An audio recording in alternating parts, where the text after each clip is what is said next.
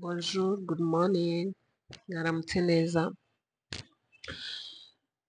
Ese mwari mwabyuka, wari wabyuka ukumva ntabwo umeze neza, noneho wabona n'ibindi bintu bikubabaza, noneho ukumva uhise uva muri mode. Ntabwo maze almost icyumweru ntameze neza pe. Kuva ibintu bya rubavu byambaho, ntabwo ndiyakira, ntabwo nyine sindasubira ku murongo nyine ngo numve mbaye nyine ngize ibyishimo. Ntabwo nzi nimba ari nk'umuntu satani yifashishije mu biraka bye kugira ngo nyine ambabaze, nyine mbeho nishimye, nyine mve muri mudu n'iki, ariko ntababeshyi pe, nsigaye numva nta byishimo mfite, nkumva nacitse intege, nkumva ntabwo. Noneho rero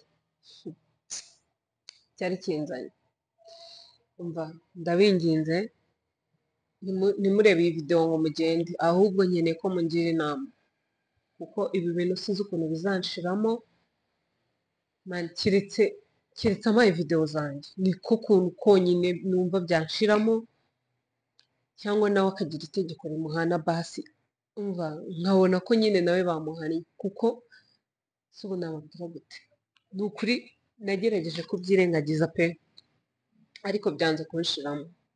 Mu gitondo rero mu gitondo nabyutse, ariko mbyuka numva ntameze neza, numva nta morale, numva nishimye. Mbona umwana umwe mu bo twari turi kumwe i Rubavu, twakoranye muri iyo video y'ubwato, mbona we bamuhaye amafoto ye n'utuvideo, yabipostinze nyine, umva kubera ari kuri anniversaire ye yabipostinze n'iki, ndamubwira joyeux anniversaire, ndangije ndamubwira naba nawe nabibonye kuri TikTok, naba nawe baguhaye video nyine, nahise nteraho comment ni naba nawe sha baguhaye video, ni njyewe barazinyimye, ariko urumva bafite uburyo babanye, ntabwo ngiye mbizi, nta kindi kintu yari kongeraho, aranyihorera. Noneho njya inbox nyine aranyihorera, mbona numva birandiye, ndavuga ati wenda wabona atayibonye, njya inbox nyine ndamwandikira kuri WhatsApp bisanzwe, ndamwandika uko wa mutipe atamaye video zanjye, nyine ndabimusobanura byose, arangije arambwira ngo ihangane, nyine urumva we nta kindi kintu yambwira, nyine nihangane. Sha numva birandiye, ndavuga ko mana, ubu koko ubu iki kirego cyanjye ntabwo ribu yacyakira, mfite fagitire ze, mfite ibintu byose ukuntu nagiye mbyishyura, mfite, muze kumbwira nimba ntabasha gutanga ikirego ngo bikunde, ko ntabwo nshobora, njyewe ntabwo nshobora kumva ntuje. Nari navuze ngo nzashaka amafaranga subireyo, ibintu byose nari nafashe nongere mbifate kugira ngo numve ntuje muri jyewe, ariko nkibaza iki kirego cyanjye ntabwo ribu yacyakira, kuko uyu mutipe mva yaransuzguye birenga no kunsuzugura, niyo ansuzugura gusa, ko kunsuzugura njyewe nta kintu byantwara pe, ariko ukama video zanjye. Nimba rero yararakajwe nuko namubwiye ngo ampe amavideo yanjye, nkamubwira tumva kuri icyo utari kuma ibyanjye n'ibiki, akabona naramuteye pressure, namushyizeho stress, sibyo? Nawe ntabwo amafaranga yanjye yari kuyakira, kuko yari kumbwira ati amafaranga yawe na stress zawe yajyane, sibyo? Ariko ikintu cyansekeje ni ukuntu ejo inyego ye twavuganye, yarangiza nkamubwira nishanze ko wa mutipe atamaye amavideo yanjye, yewe man, nuko nta bantu benshi nziranyeho nawe, bose nari guhera nko ku murongo mbahamagara, kuko ibintu byarambabaje. Noneho inyego ye amuhamagaye, ndabizi muraza kunjaginga muvuge n'ibyo mushaka, ariko agaho kari kuwundi karahandurika, njye ndi kubivuga gutya kuko mbabaye, ariko hari undi wakora noneho n'ibirenze ibyanjye. Rero mani ibintu byarambabaje ntabwo nzi ukuntu bizanshiramo nyine ngo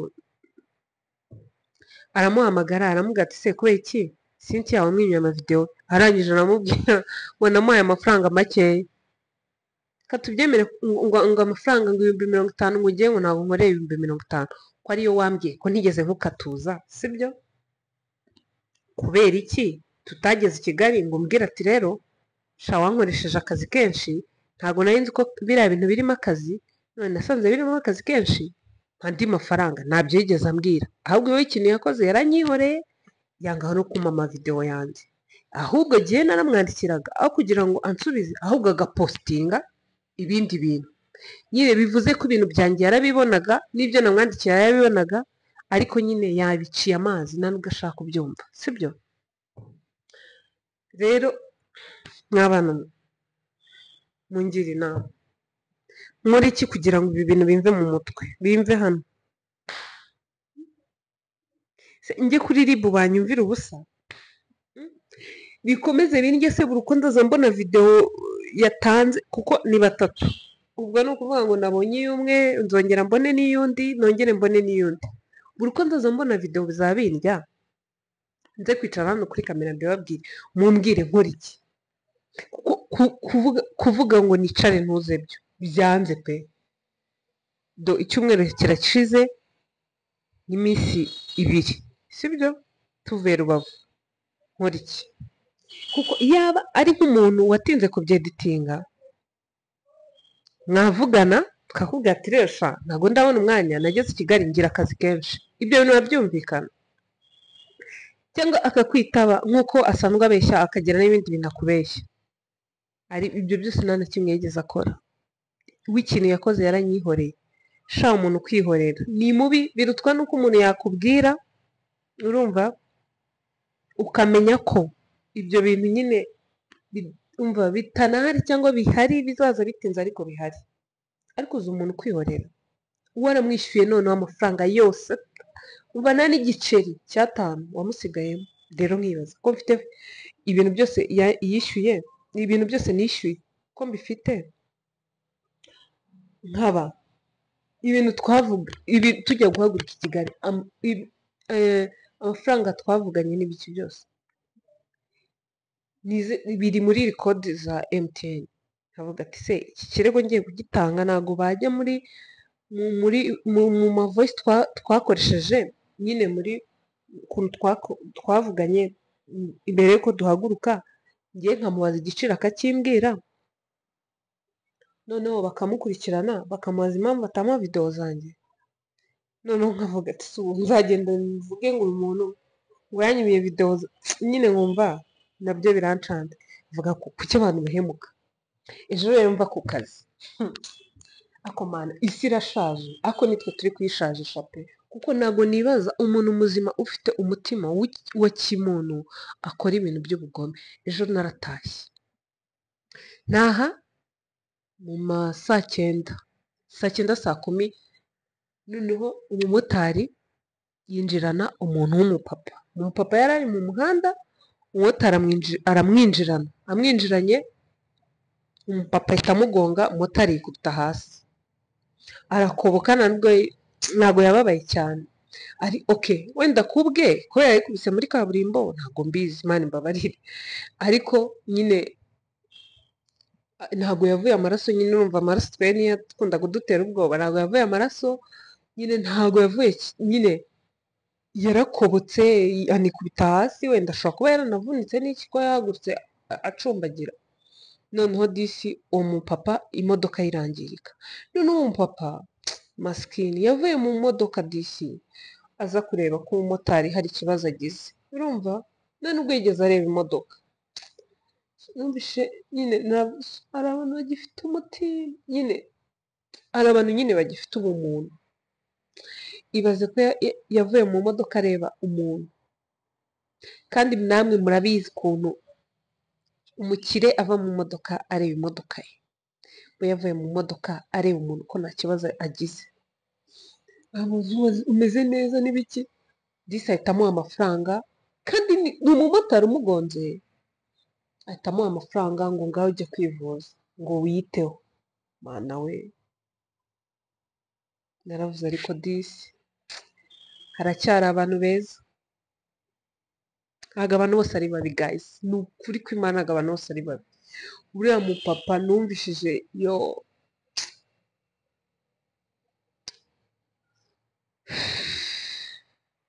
haracyari abantu beza, hari abantu beza, ntabwo abantu bose ari abantu babi, ntabwo abantu bose bafite umutima mubi nyine muri bo.